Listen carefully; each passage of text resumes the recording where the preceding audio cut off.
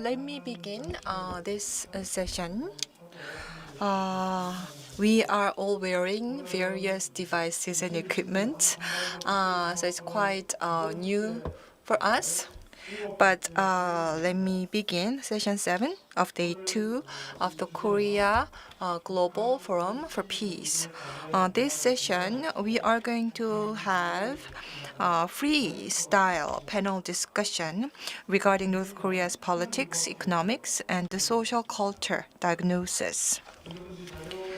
And I don't know if everyone has a brochure in your hands, but as you know, the peace on the Korean Peninsula cannot be achieved single-handedly by South Korea. It depends on how the DPRK changes, and also it depends on the inter-Korean cooperation as well. So depending on these factors, the Korean Peninsula can enter into more long-lasting peace or even bigger instability. So for this topic, on this day 2 of the Korea Global Forum for Peace, we have panelists from Russia, from China, from Japan, so that we can have free discussion about the right direction for the DPRK and also the direction for inter-Korean relations. So we are going to have a freestyle discussion. So on the venue, we have 2 panelists, and the other 2 panelists are joining us online from Japan and from China. And regarding our panel discussion, let me first go over some house rules, even if this may take a few moments.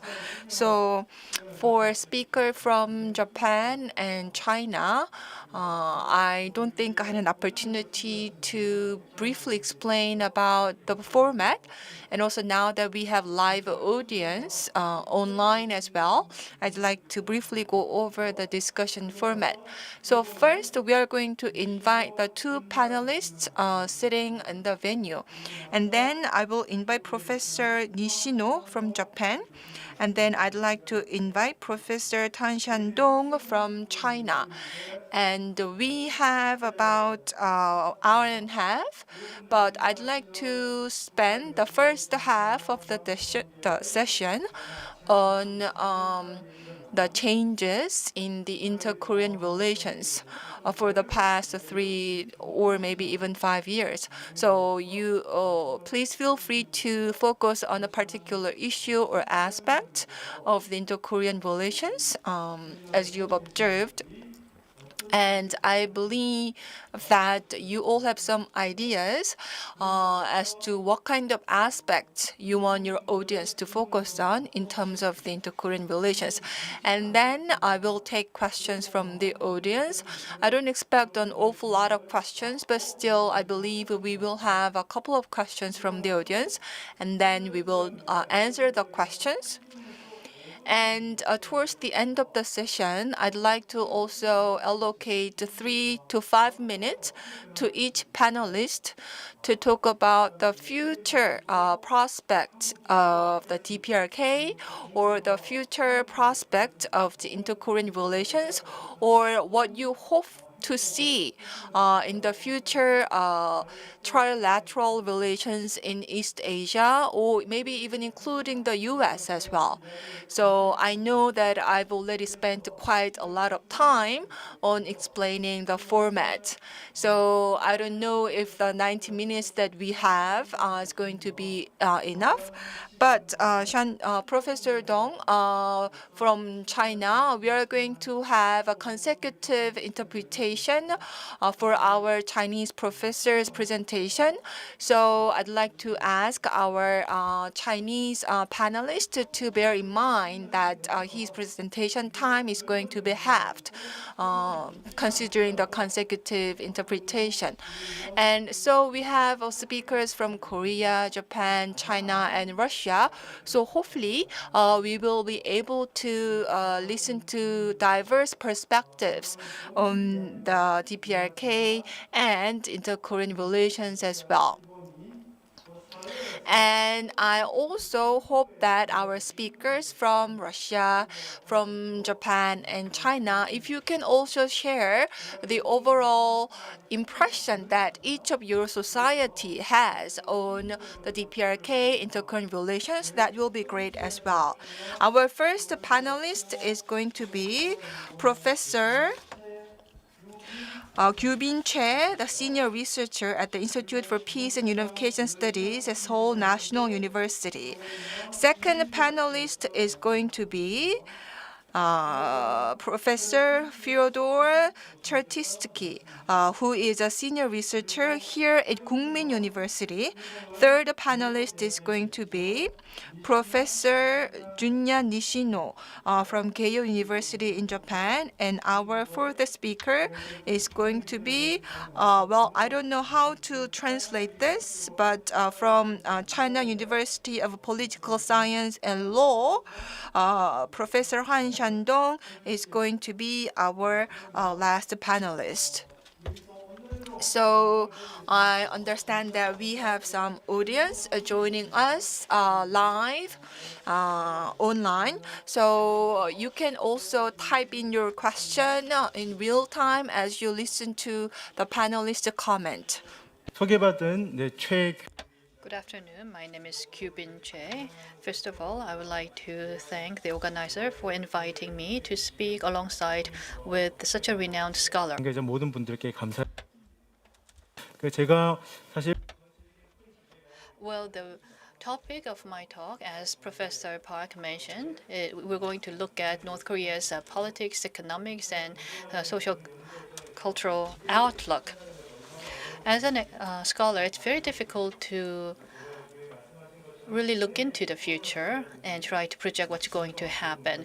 But when you look at the recent outbreak of COVID-19, I mean, it's very difficult to predict the future. But I would like to talk about what I am interested in and focus my talk on the areas of my interest.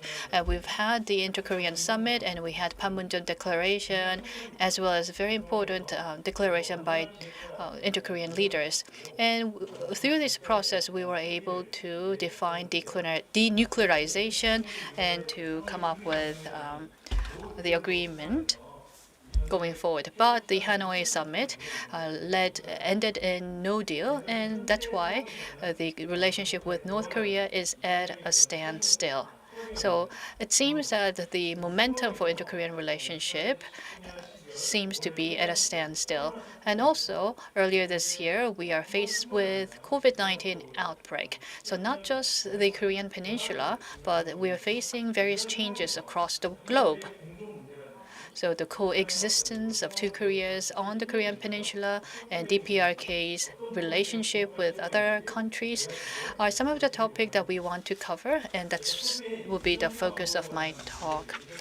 In the earlier of my talk, I mentioned non-traditional security. Non-traditional security is something that has been widely discussed among scholars nowadays.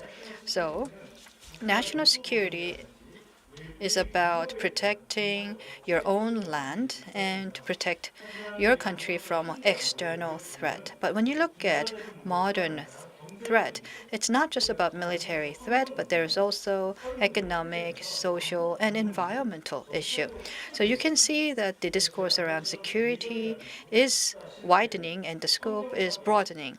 So there is environmental destruction, state failure, and there's also non-traditional security agenda, such as different diseases.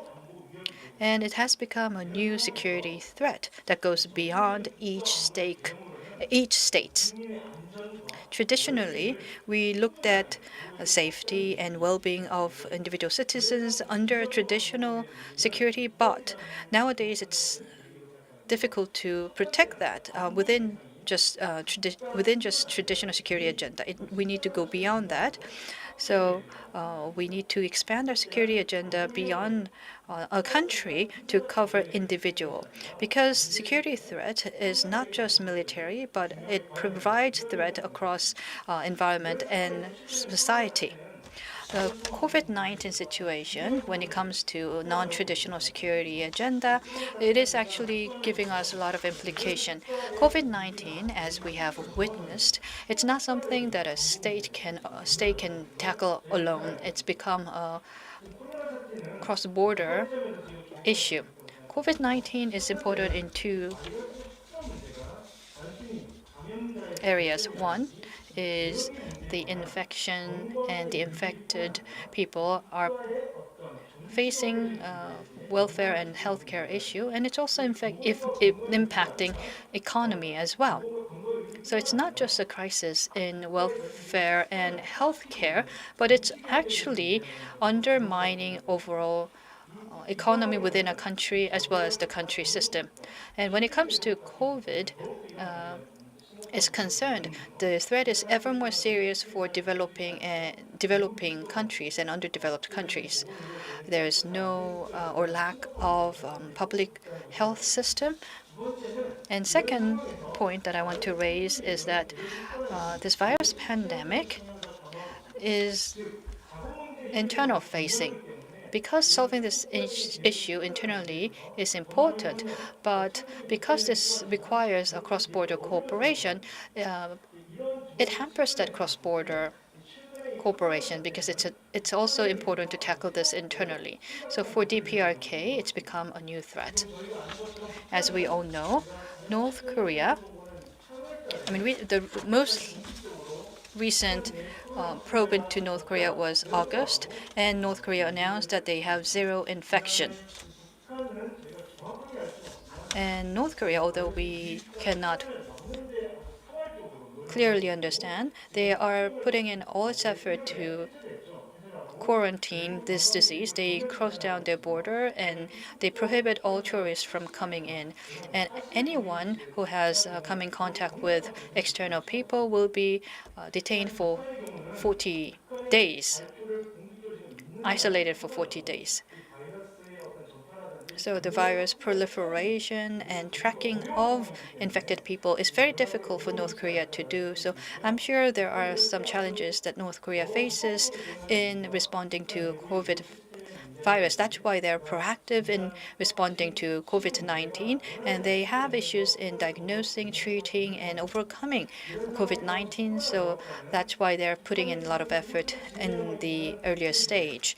There's also international sanction going on, and there's also shutdown of borders. And because of these two issues, it's causing a severe impact on economic activities in the North Korea, and we believe it's probably having adverse effect on North Korean people's life and human rights. The trade between North Korea and China is also declining. When you look at statistics in early 2020, you can see the China trade has gone down, and it's actually plunged significantly. And as you can see, the trade from North Korea to China has really gone down. And many international institution is announcing that there is food shortage issue in the North Korea. I believe the food security issue is very serious in North Korea.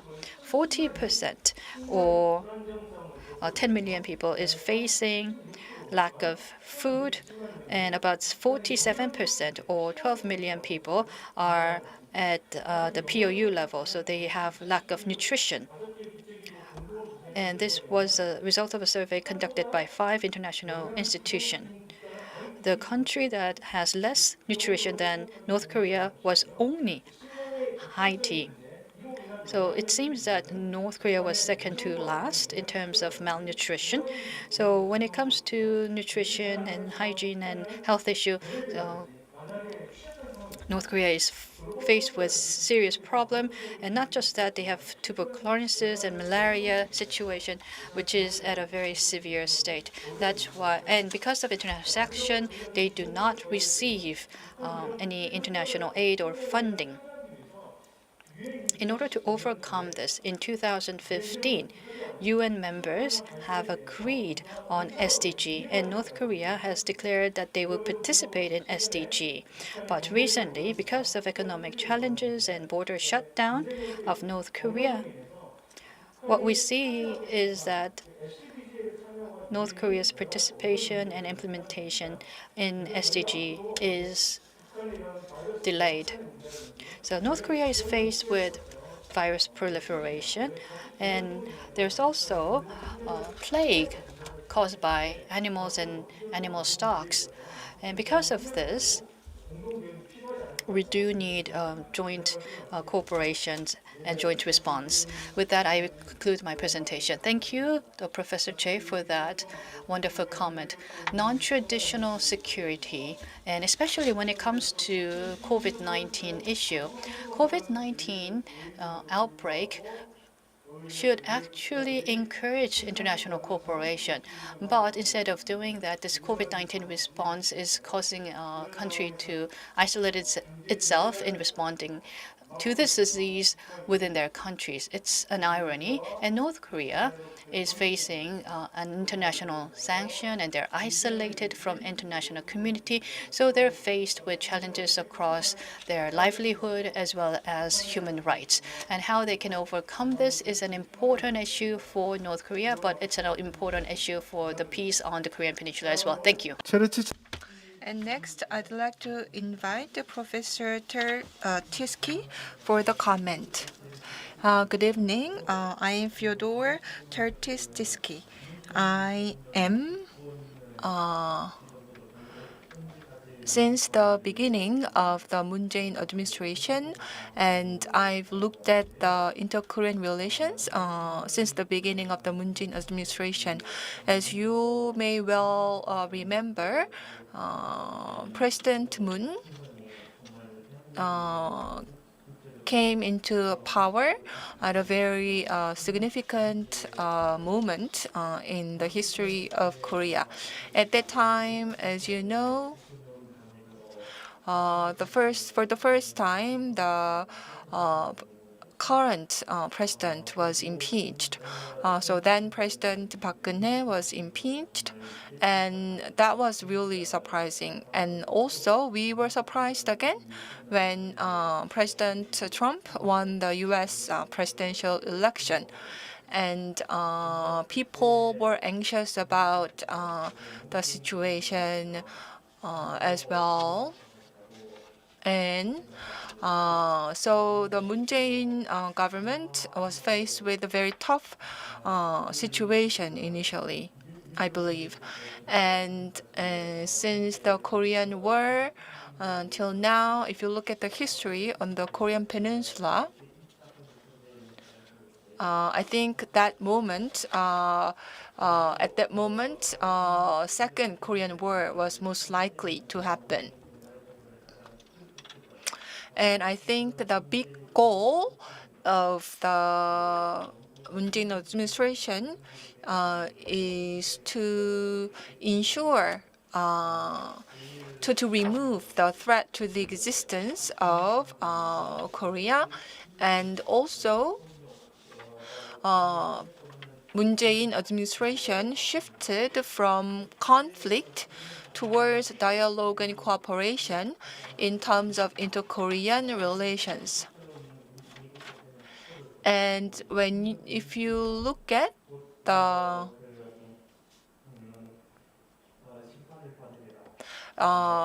there was some newspaper articles, negative articles about DPRK and Kim Jong-un regime, but I believe the North Korean regime is taking on a positive change. Of course, the Hanoi summit ended with no deal, but it's not like there is it's not exclusive to each other. So I believe that the economic development and relationship improvement, they are not mutually exclusive. And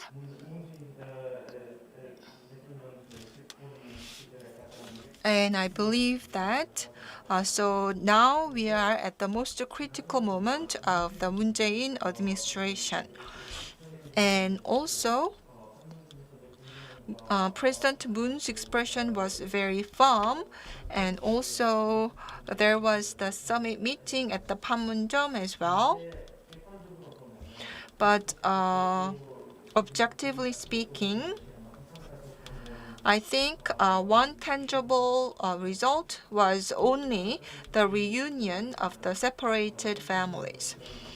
And during compared to the Kim Dae-jung and Nomu현 administration, some people might say that the current Moon Jae-in administration is not doing well, but I respectfully differ.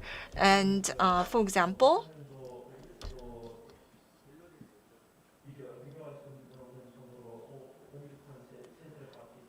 right now, there is the unprecedented level of sanctions against North Korea.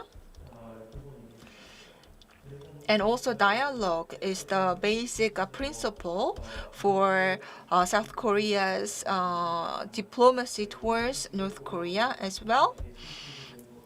And also, we are not sending aid to North Korea. So because of that, North Korea might be provoked into more angry actions.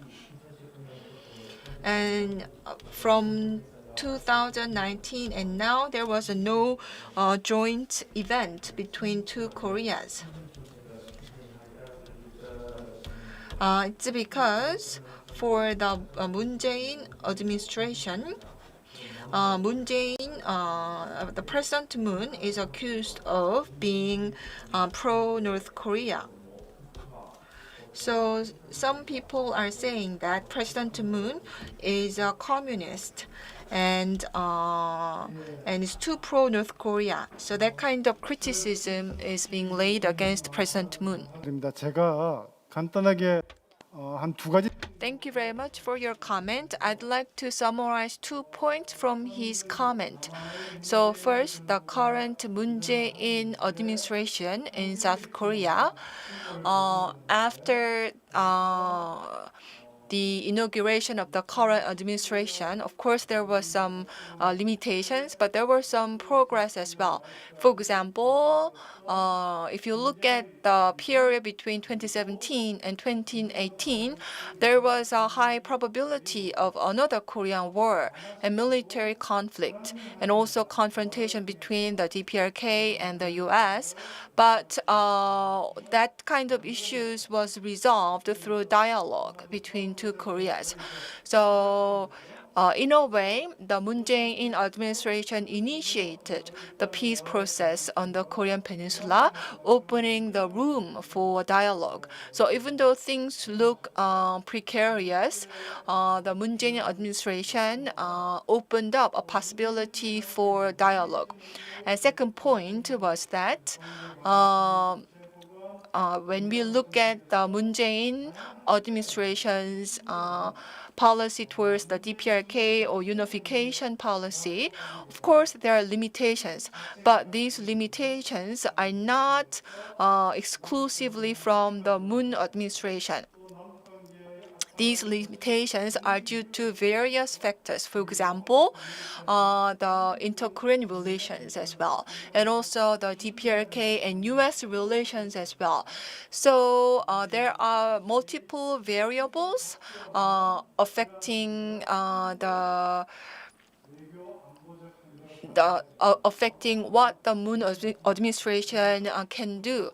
And another point might be that that Professor touched upon the ideological confrontation within South Korea in a very toned down manner. But let me skip that part and let me move on to our next speaker from Japan, Professor Nishino Junya. Please go ahead. 네, 안녕하십니까. Good afternoon. My name is Ishino from Keio University in Japan. Can you hear me? Yes, we can hear you well. Thank you. First of all, I would like to thank the organizer for organizing this session, and I would also like to thank the Korean Association of North Korean Studies for organizing this session. I'd like to also extend my respect for the overall operation of the conference. I would like to be very brief. And based on what I've heard from our two presenters, including Professor Choi as well as Dr. Tetsky, I fully agree with what was already said. COVID-19 has had enormous impact on DPRK. So I believe we can withdraw an implication for the 8th Economic Development Plan. They probably had a reflection on their existing economic development plan, and they announced that they've had some shortcomings in terms of their economic development plan.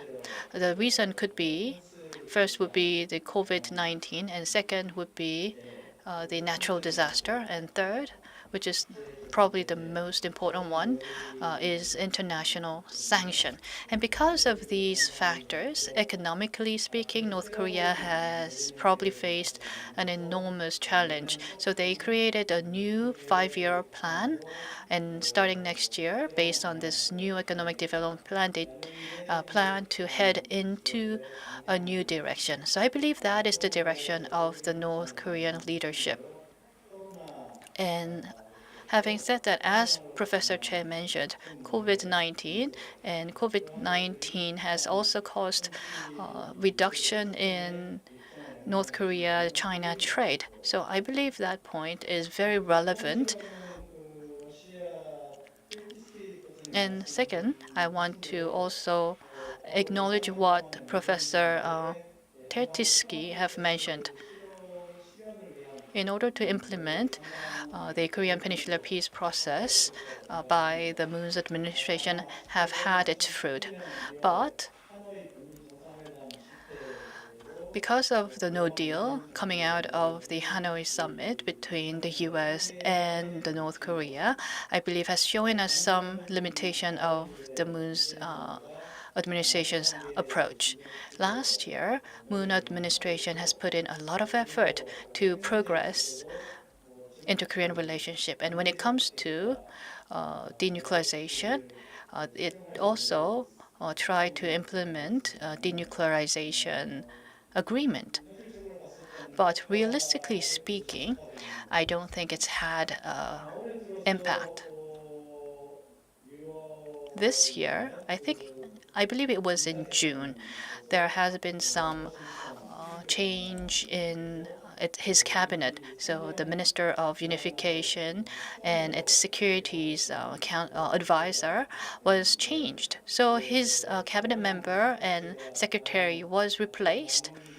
And with the new people on his side, I wonder what kind of change that they're going to bring about in Moon's administration's North Korean policy.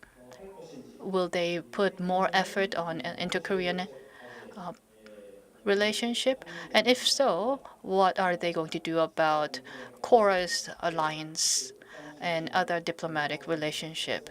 So within this administration, are they going to approach this issue with North Korean relationship at the center? So that are some of the questions that we can raise, and I think that's the interest of Korea's neighboring countries. And in Japan, how is Japan looking into North Korean issue or inter-Korean relationship? I was asked to speak about it, so I'm going to briefly mention this topic. As I have mentioned, Moon's administration has put a great effort, so we do acknowledge that. But the current situation is a severe and serious situation, and that's how we're looking at this issue. Is peace process really beginning? And many people in Japan is questioning whether the peace process has actually started.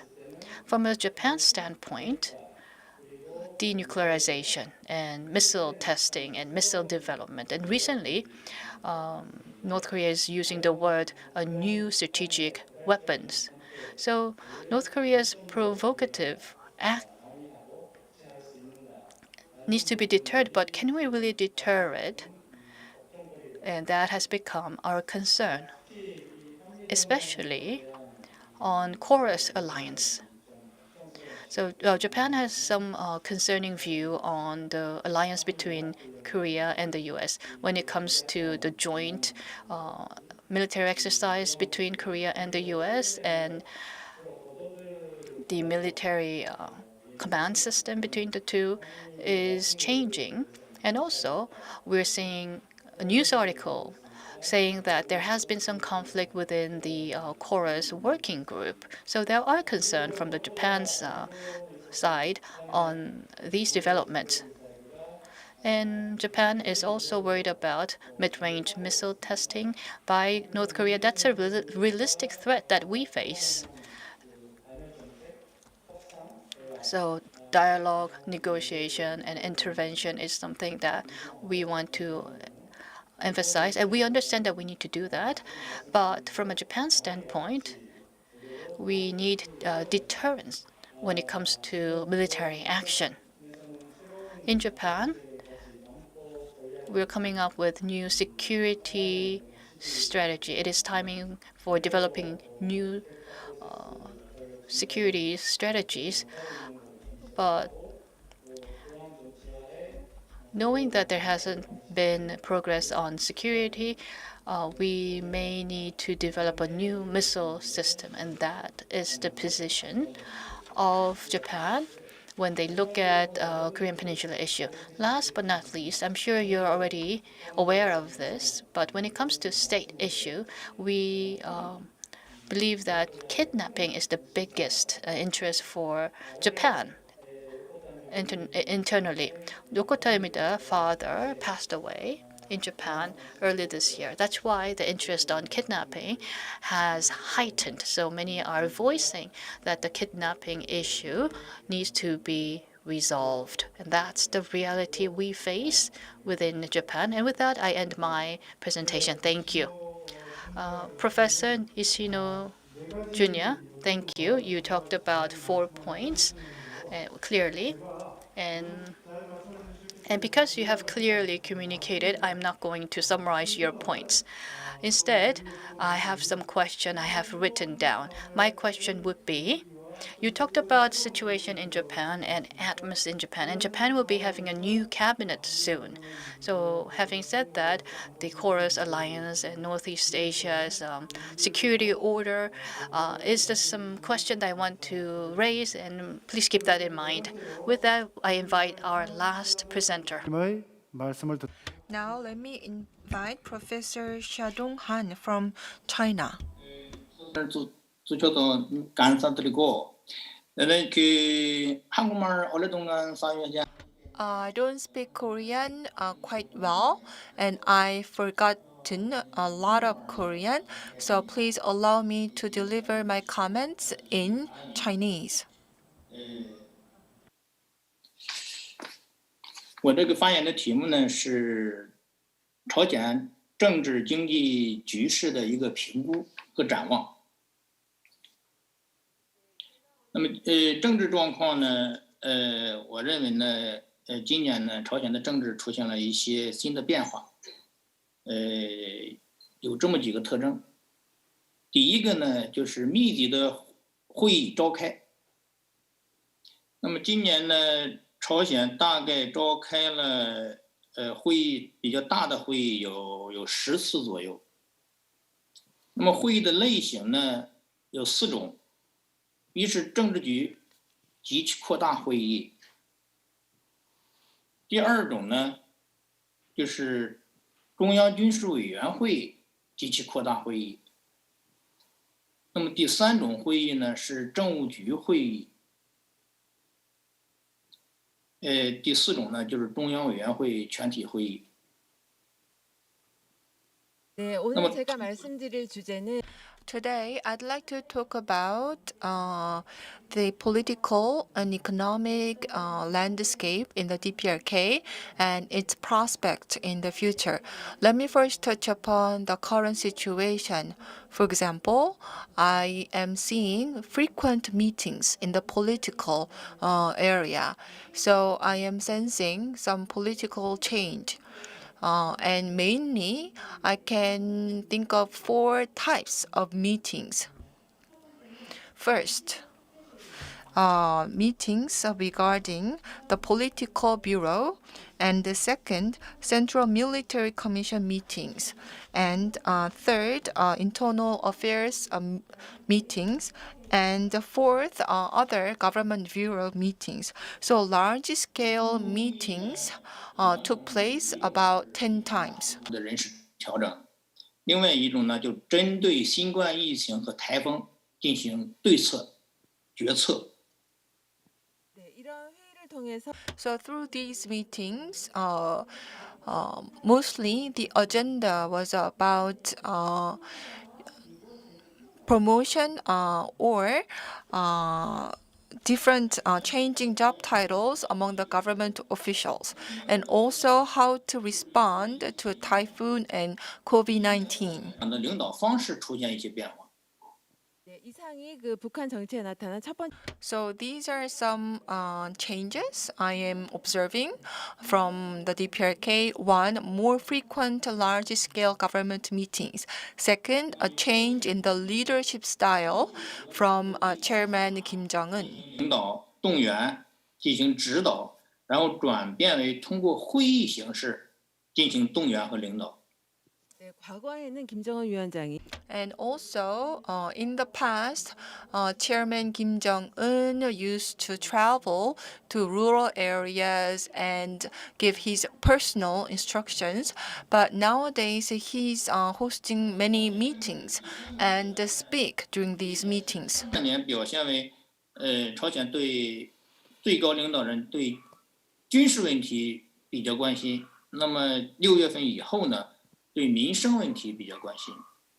예, 그리고 세 번째 And a third point that I'm observing from the DPIK, during the first half of this year, Chairman Kim Jong-un seemed to be very much interested in military issues, but since June, he seems to be very much interested in the daily lives of the general public. 经济状况。 예, 이상으로 북한의 정치 So these are some points I wanted to touch upon regarding the political situation in the DPRK. Now let me move on to the economic situation. 经济战线仍然是正面突破战的主要战线。 예, 경제 현황에 Regarding the economic situation, first, regarding the economic front, still the DPRK government is pursuing frontal breakthrough. 经济为主，而不是以军事为主。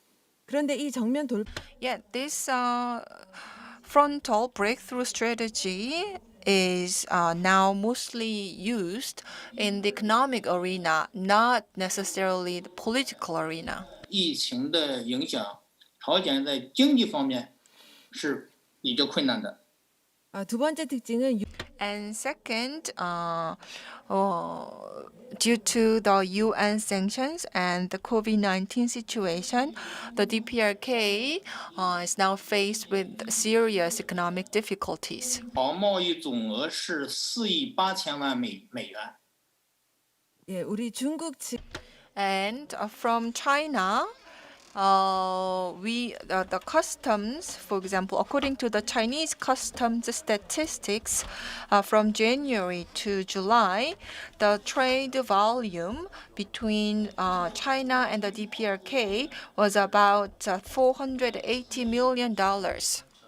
그 중에서 중국의 And out of the 480 million, DPRK's export to China was about 405 million. And also, so that was China's export to the DPRK, and the remaining about 50 million was DPRK's export to China.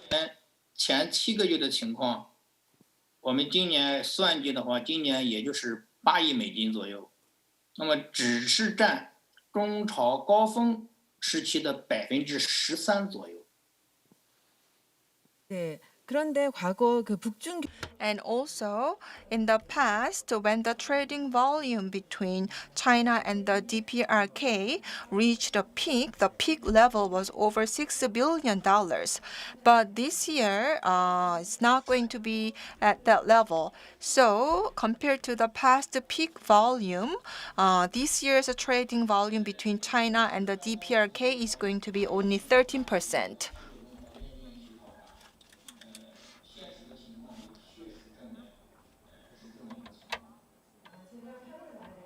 And at the end of August, I had an opportunity to visit the border area in China facing North Korea. And I was actually able to witness the actual drop in the trading volume.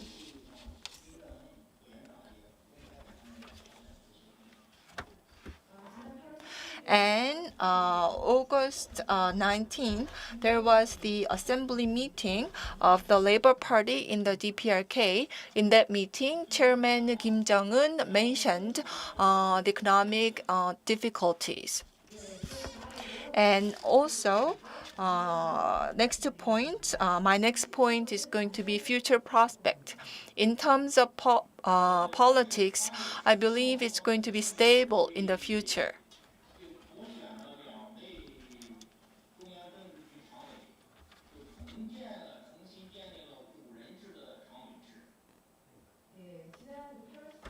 And August 13th, there was a meeting of the political bureau, and they actually rewarded 2 high-ranking officers. So for me, it seems to indicate political stability.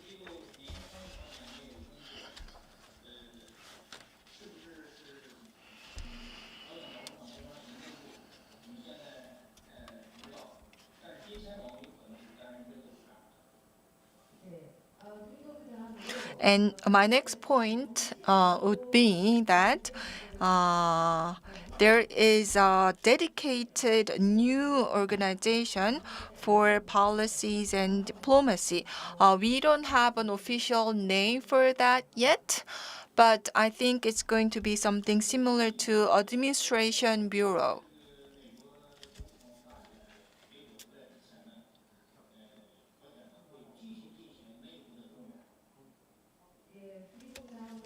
And also in terms of the economy, before we know the outcome of the upcoming U.S. presidential election, I believe that the DPRK will keep mobilizing its internal resources.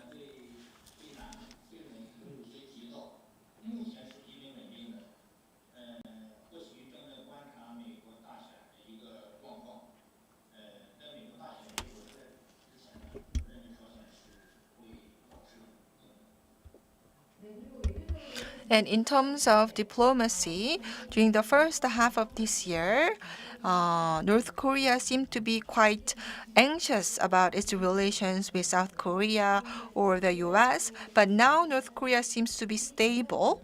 And I believe that before we know the outcome of the US presidential election, I believe that the DPRK will kind of take a wait and see approach. So for me, I believe that DPRK is going to keep its cool, observant stance towards the U.S.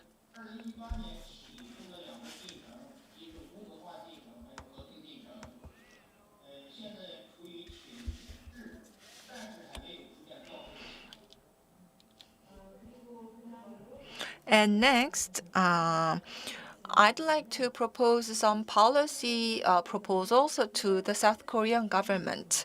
In the past, we pursued denuclearization process and peace process as well. These two processes seem to be stagnant now, but I wouldn't say that they are going backward.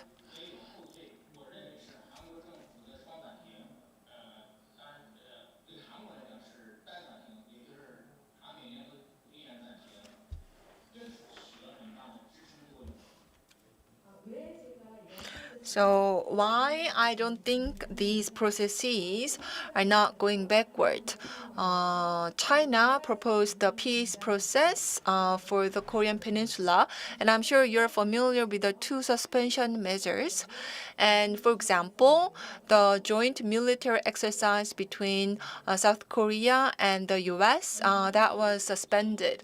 So thanks to these efforts from the South Korea, I believe these two processes are still intact.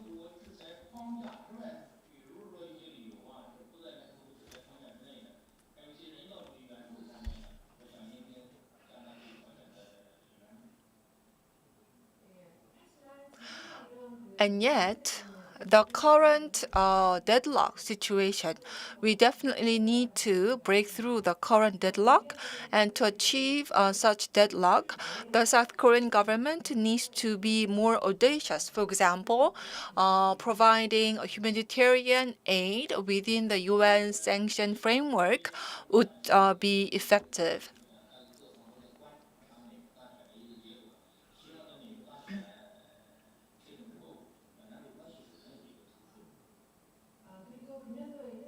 And also this year, of course, the upcoming US presidential election is the biggest global political event. So everyone is waiting for the outcome. And once we know the result of the election, I believe we will be able to find another breakthrough to the current deadlock on the Korean Peninsula.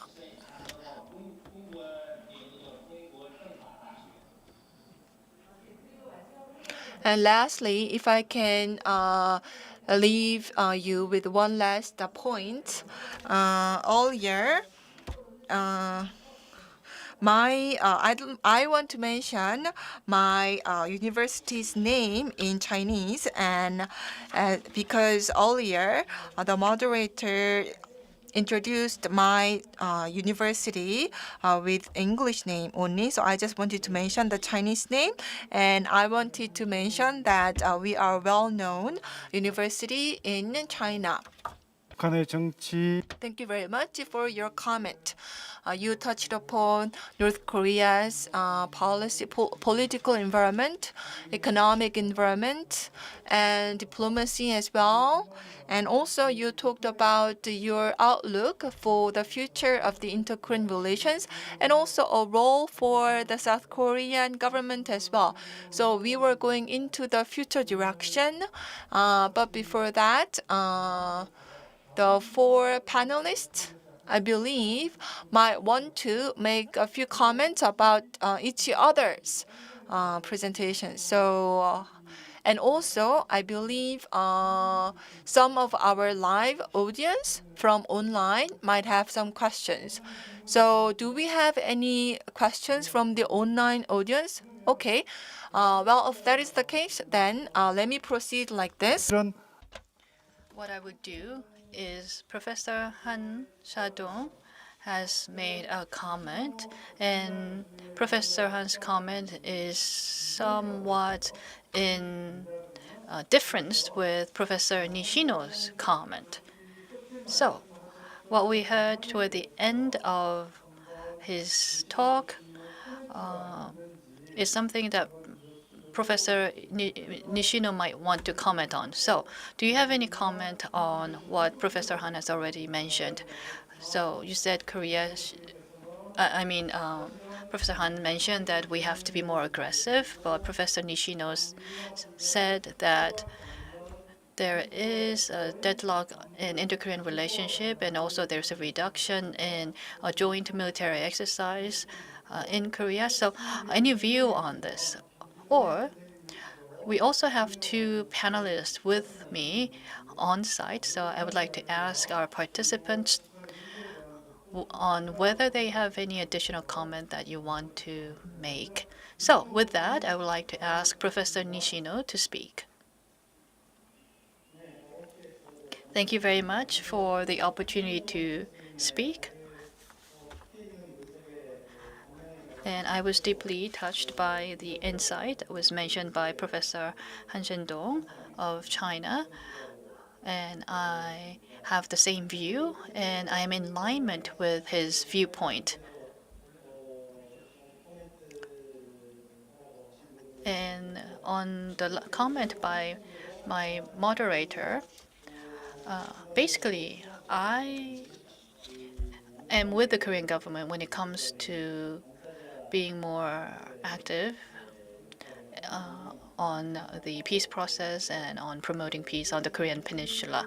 So I'm for that, but realistically speaking, I believe there is not much role that the Korean government can play. At this point, at least, it will be difficult to play a pivotal role because when it comes to inter-Korean relationship, it's not something that can develop with Korea's effort only because we do need DPRK's action and DPRK's commitment. But based on what we have seen last year, DPRK does not prioritize its priority on its inter-Korean relationship. They want to focus on self-development, self-sufficiency.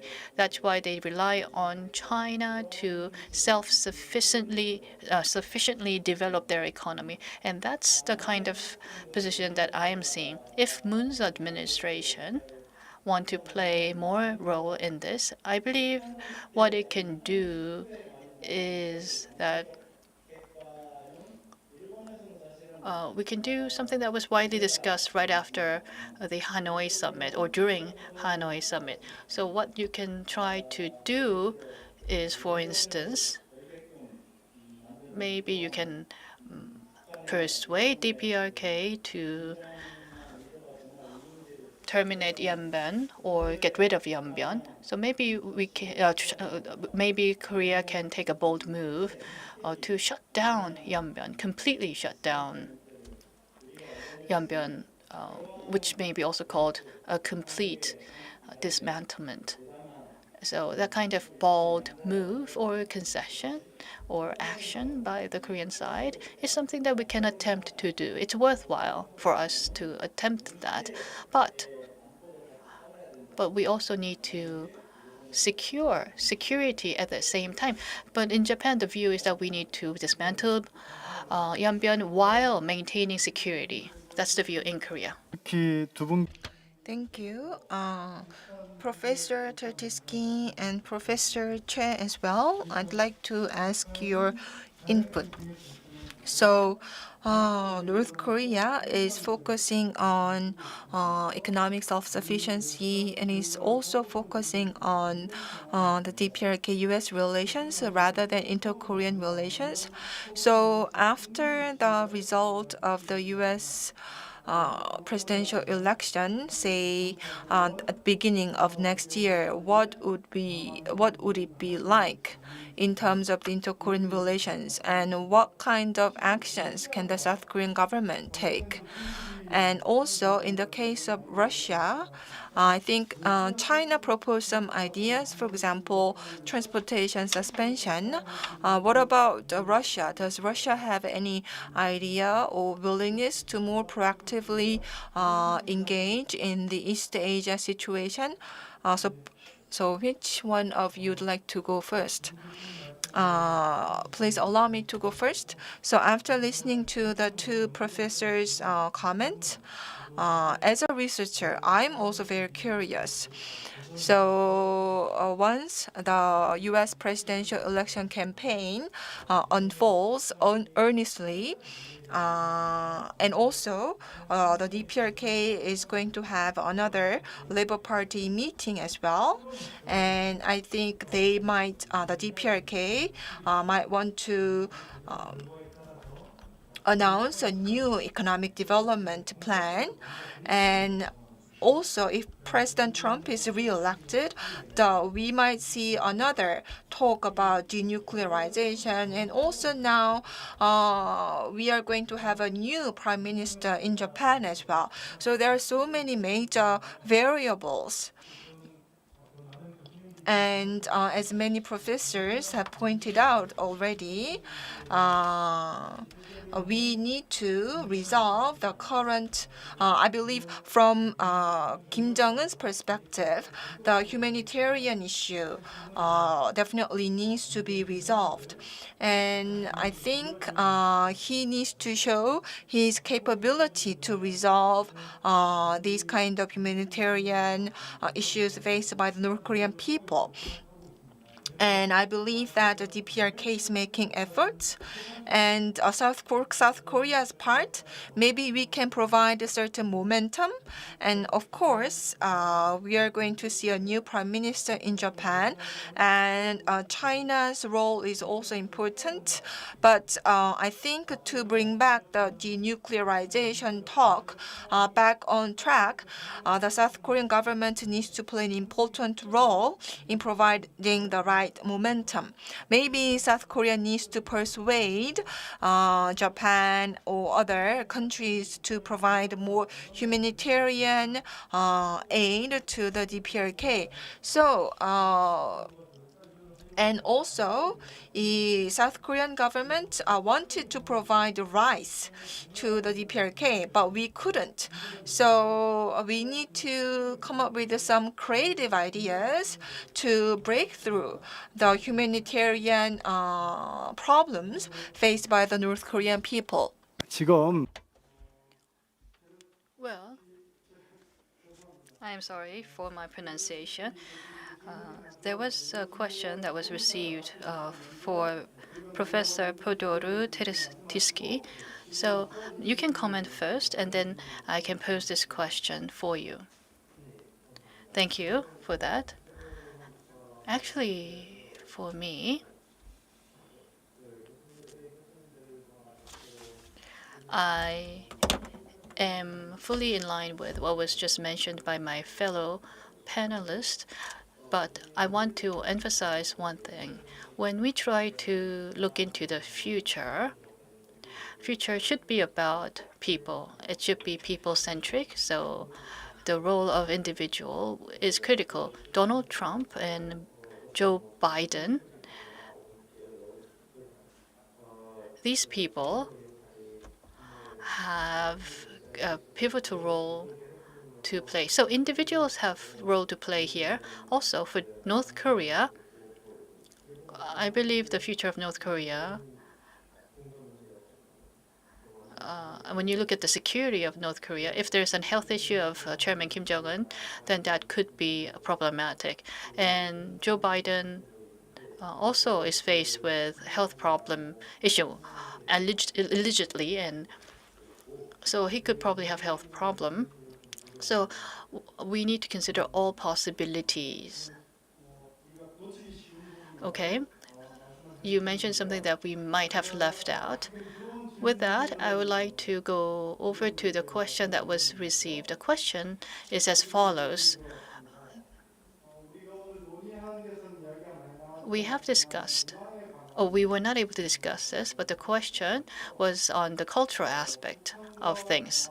When you look at DPRK and ROK, there is interchange between two Koreas, but the cultural exchange between the two countries, or U.S. or China, is at a standstill. So in order to encourage North Korea to come out of its shell and promote cooperation with the North Korea, can we use the cultural aspect? So this question is actually directed toward Professor Teretiski, but I think I can ask Professor Teretiski to answer this question first, and then also open this question to 3 other panelists. So can we solve this deadlock with North Korea through culture? So with that, mic is yours. For me, When there's a cultural exchange, I am fully on board with cultural exchange because in Korea, I mean, this is not popular point, but and I think it's important to have a cultural exchange with North Korean elite, not North Korean residents or people, because North Korean elites are the one that dominate North Korean society. So if we can have them open up, then I think the overall North Korean society can actually start to open up. And especially, it's important for Korea to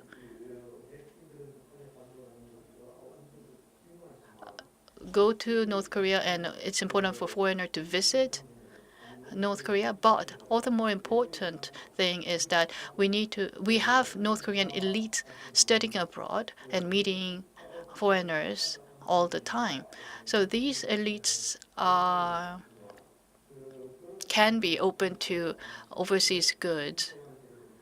So then we can have some foreigner-friendly North Korean elite that can promote cultural exchange. And I think that is something that is most important for us to do. 굉장히 주요 Yes, I think that was a very meaningful point. So actually, the DPRK elite, their thoughts, we can have a good impact, influence on their elites. So I think that kind of impact or influence can come from China, definitely. So given that, Professor Han, so does China, do you think that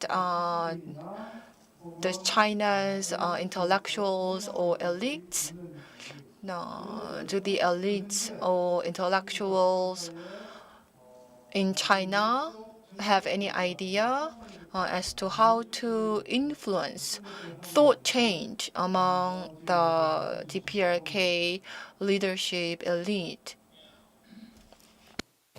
呃，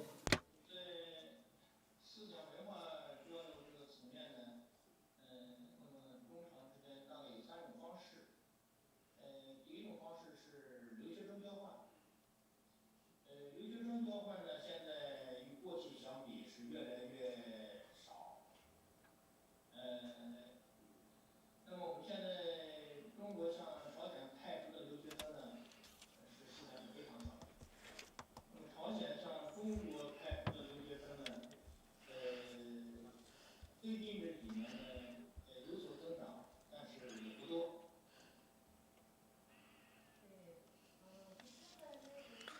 So, in terms of the culture exchange or thought exchange between China and North Korea, we can think of three channels.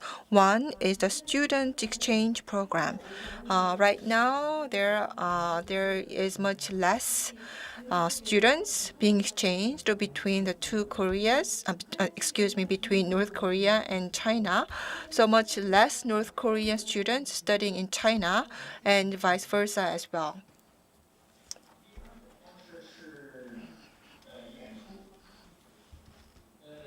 中国的演出团队也有去朝鲜演出的，那么朝鲜呢，它的一些国家的剧团呢，也有来中国的，但基本都是一种政府主导的行为，不是市场行为。规模都不是特别大。And secondly, there is a mutual exchange of cultural performers. So North Korean performers come to perform in China, and Chinese artists go to North Korea to perform.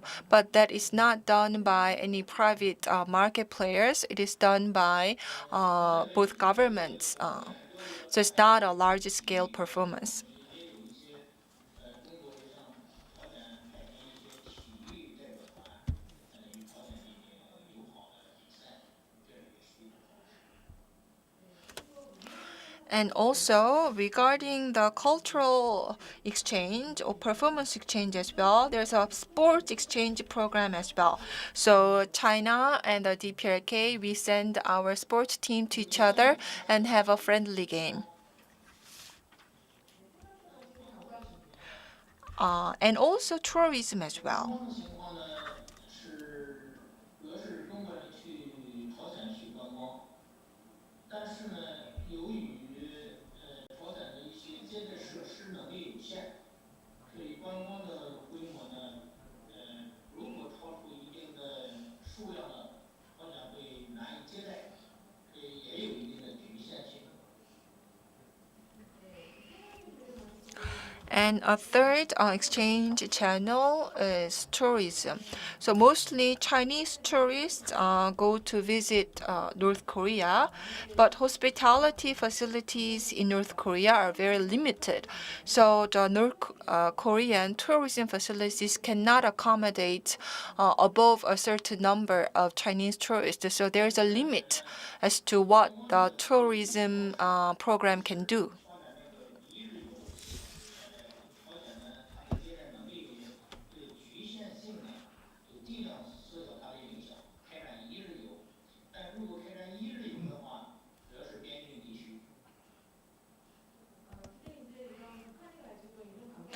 But DPRK definitely has hospitality facility, and there's a one way to break through this physical limitation. For example, to expand day trip. But in the case of day trip, Chinese tourists will be limited to visit only the border area in the DPRK for the day trip program. 也没有，那么这个文化交流基本上处于停滞状态。 But this year, unfortunately, due to the COVID-19, the tourism exchange between China and the DPRK is very much restricted. So let me wrap up my comments here. 북한 사이 There are various cultural exchange between China and the North Korea, like the student exchange as well as cultural and tourism exchange. It has actually declined compared to the past. That's something we can see from what we have heard. I also have a question to Professor Nishino Jr. Japan, in certain extent, has shown conflicting images. For instance, in the end of 20th century, Japan has contributed significantly in democratization of ROK, Korea. And also, in order for Korea to understand North Korea, many said that you need to not go to North Korea, but go to Japan to study North Korea. That was largely said before 2000. But after 2000, the relationship between Japan and DPRK was at a standstill, and not only that, Japan's relationship with ROK is also at a deadlock. But that's not the topic of discussion today. But anyway, is there any chance or likelihood that the relationship or cultural exchange between Japan and DPRK can improve? And also, you mentioned the issue of kidnapping. But any comment on that? What's the atmosphere like in Japan? Thank you for that comment. To answer your first point, if I may speak, generally, when it comes to culture and art, in Japan, culture and art is very much intertwined with politics. So it's very difficult to purely just have cultural and art exchange. But after Stockholm Agreement in 2013, the academic exchange between Japan and DPRK has started, but still it has some limitation. On your second point, something that we really need to consider going forward is Tokyo Olympics. This year, unfortunately, was not able to be the year of the Tokyo Olympics, and it was delayed. But the issue facing the Korean Peninsula, I believe, will be highly impacted by the Tokyo Olympics. So taking Tokyo Olympic as an opportunity, I believe, like the Pyeongchang Winter Olympics, Tokyo Summer Olympics could potentially contribute to the inter-Korean relationship. If we can organize the Tokyo Olympics next year, we really need to. We believe we need to prepare to capture that opportunities. Professor Che. 남북 So, Professor Che, in the second half of 2018 and the first half of last year, we saw very active inter-Korean relations. And so back then we were talking about attending the Olympic Games in Tokyo together, even co-hosting the next Olympic Games. Do you have any comment in this area? Well, I'm not an expert on sports exchange program, but as Professor Park mentioned, and also as Professor Nishino mentioned, sports exchange is very important. We have what's called sports diplomacy as well. So sports can be a great avenue to build mutual trust and initiate really friendly relationship. So if both Koreas co-host the Olympic Games, I think that will be really a tremendous opportunity. And also, the Pyeongchang Winter Olympic Games was an opportunity. Back then, thanks to the active efforts from the South Korean government, utilizing the Pyeongchang Olympic Games, so we had a dialogue with the PRK. So maybe we can co-host Olympic Games together. And now we need to wrap up the session. So the four panelists, I feel like if I can ask a tough question to our panelists. So sharing a short-term prospect about the inter-Korean relations. I think Professor Shandong Han already gave us some short-term prospect. And also Professor Nishino as well mentioned that the suspension of the joint military exercise between the U.S. and South Korea is a bit worrisome, as mentioned by Professor Nishino. So these two different camps of thoughts are very strong in South Korea as well. So people are quite divided over this in South Korea as well. So, for example, and also we are now seeing competition. Can I say competition between the U.S. and China is really intensifying, and also actually starting 2 years ago, we've seen the rising trade tension between the U.S. and China. So it started in the trade area, but it's kind of worsened into other areas as well, and now we also need to think about South Korea's security strategy and also Japan's security strategy, maybe even Southeast Asian countries' security strategy. So, of course, we cannot predict what will be the outcome of the U.S. presidential election, and we don't know what kind of impact it will have on these regional countries' security strategy, but definitely there is competition between U.S. and China. It's having a lot of impact on East Asia. So I believe that this is giving a lot of things to think about to South Korean government, to the Japanese government, and to the Chinese government. So thinking about the peace and prosperity on the Korean Peninsula and the broader East Asia, what should be our perception of the Chinese and U.S. competition? Your thoughts, of course, will be greatly appreciated, but also if you can share each society's atmosphere on that, that will be great.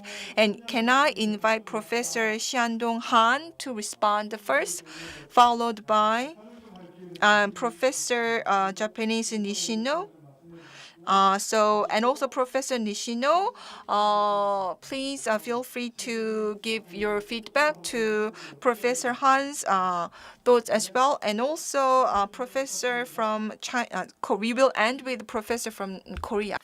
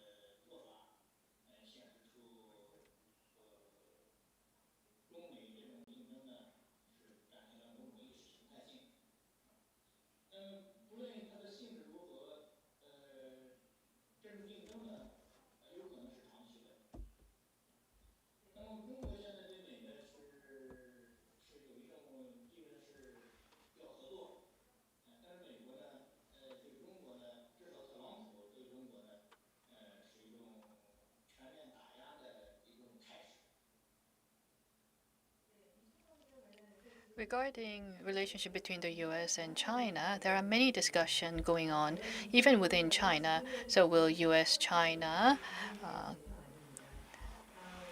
conflict continue, and what is the characteristics of this conflict?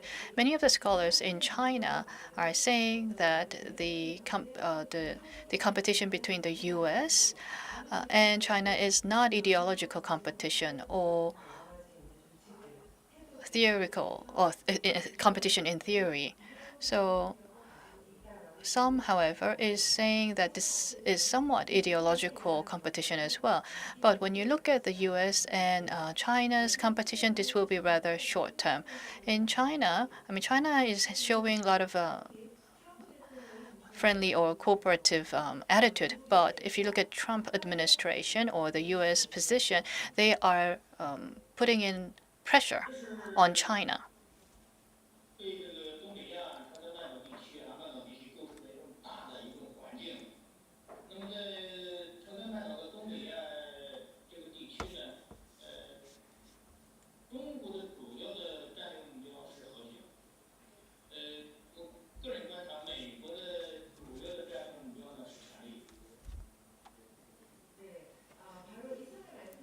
As I have mentioned, this situation is the political situation that the Korean Peninsula and East Asia is facing. So regarding the Korean Peninsula and East Asia situation, what is the strategic goal of China? Of course, the goal would be peace. But in my view, the strategic goal of the U.S., I believe, would be hegemony or keeping their hegemony.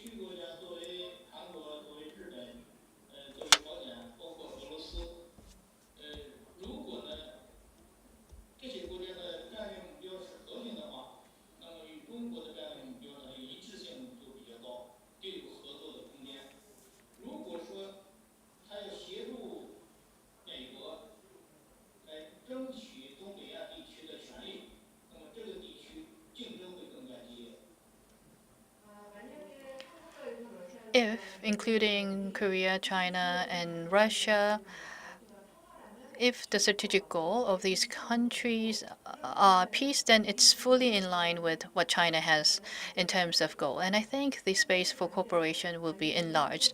But reversely, if the goal is to ensure power alongside with the U.S., then I believe we will head toward competition.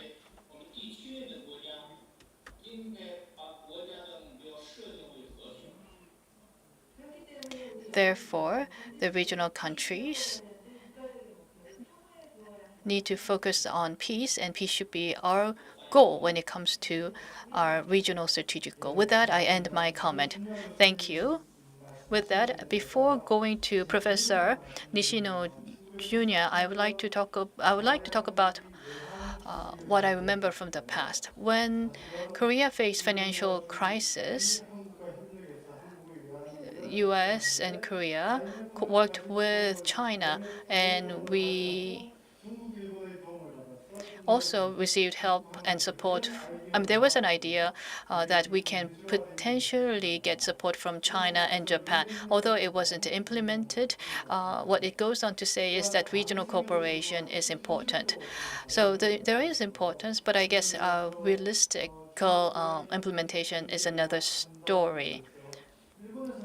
So I would like to understand Japan's view on what China has commented, and what is also your personal view.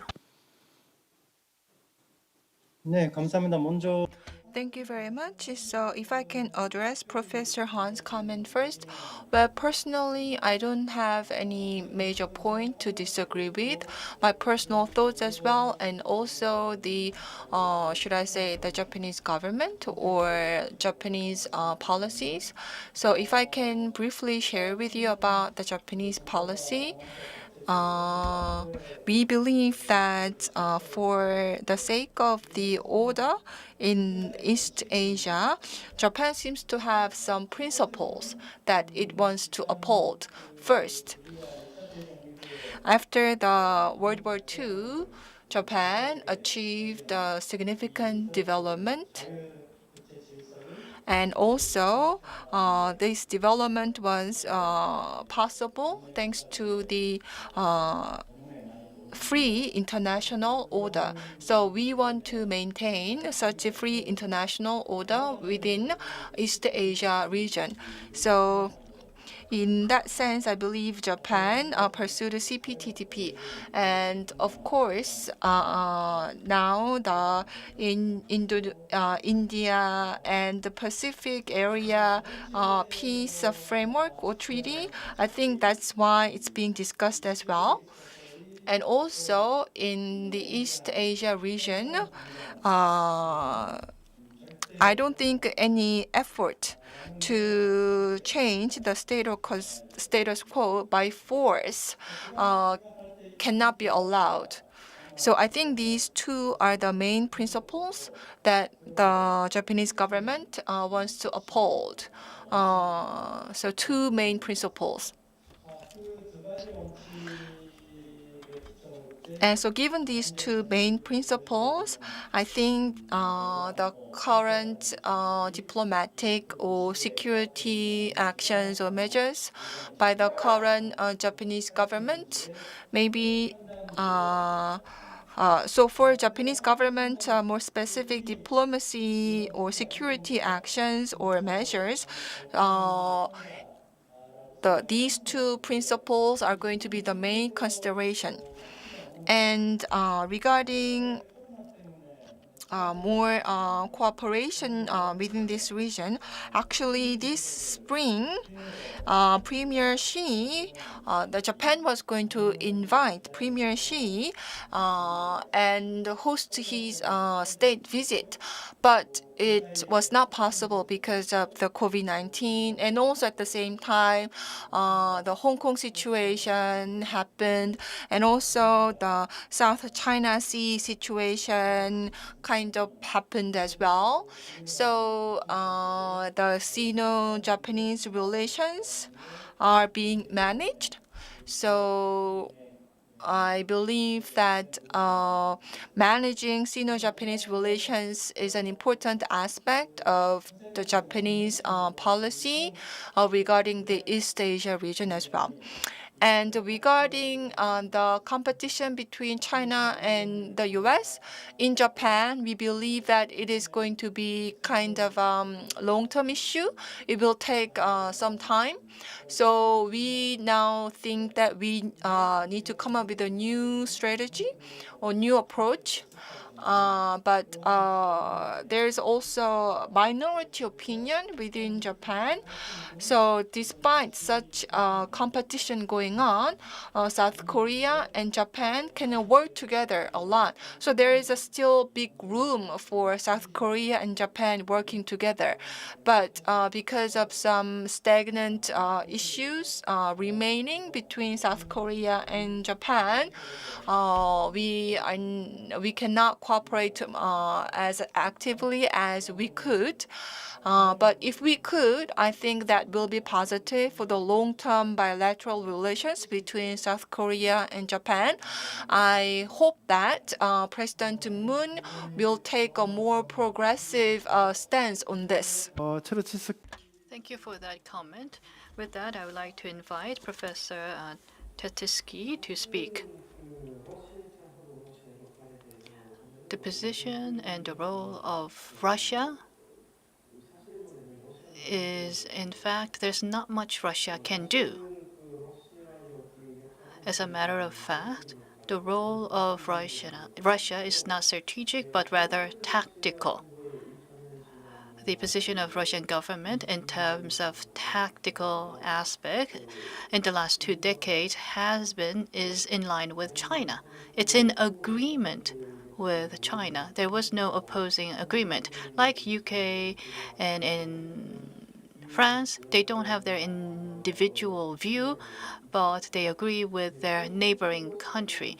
So tactically speaking, Russia can play some role, like cultural exchange or exchange student program, or DPRK military personnel or North Korean elite can be invited to Russia. But as far as I know, Alexandre Matroze, the DPRK ambassador from Russia, is actually playing that role. And if his successor is a person of similar kind, I think it will head toward that way. Thank you. 세분 말씀을 하셨는데 I invited the 3 international panelists to comment. So, what about Professor Che? Do you have any comment representing the Korean view?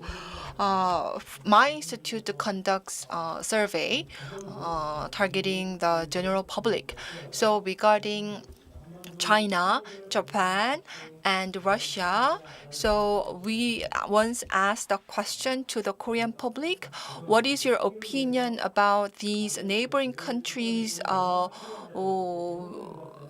help for unification on the Korean Peninsula? How much do you think we need to get these countries' help for reunification? Then many Korean people say, yes, we need help. But if the question is, do you think these neighboring countries want the 2 Koreas to be reunified? Then the Korean people usually answer no.